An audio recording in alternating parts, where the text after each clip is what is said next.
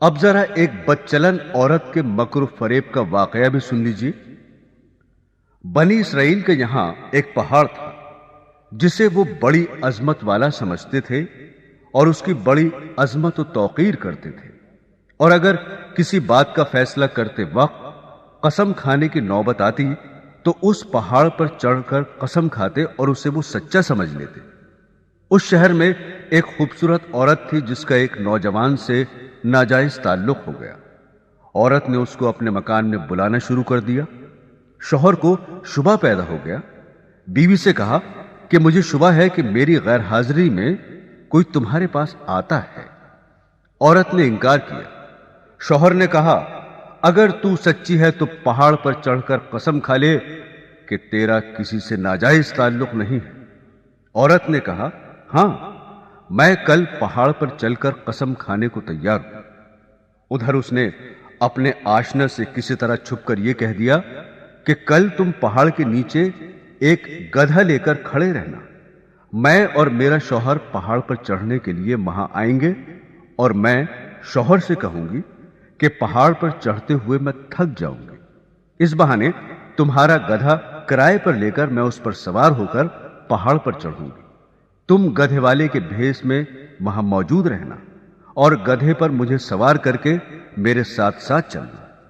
چنانچہ جب دوسرے روز میاں بیوی پہاڑ پر چڑھنے کے لیے گھر سے نکلے اور چلتے چلتے پہاڑ کے پاس پہنچے تو وہاں اس کا آشنا گدھے والے کے بھیس میں گدھا لیے کھڑا ہوا تھا۔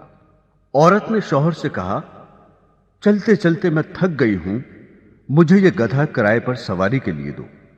شوہر نے گدھے والے سے کرایہ مقرر کیا اور بیوی کو گدھے پر سوار کر کے تینوں پہاڑ پر چڑھنے لگے۔ جب وہ جگہ آئی جہاں لوگ قسمیں کھاتے تھے تو اس مکار عورت نے اپنے آپ کو گدھے سے نیچے گرا دیا، اور اس گرنے میں اپنی رانے وغیرہ قابل سطر بدن بھی ننگا کر دیا، اور ایسی صورت پیدا کر دکھائی کہ شوہر نے یہی سمجھا کہ گدھے سے اتفاقاً گر گئی اور گرتے ہوئے اتفاقاً ننگی ہو گئی ہے۔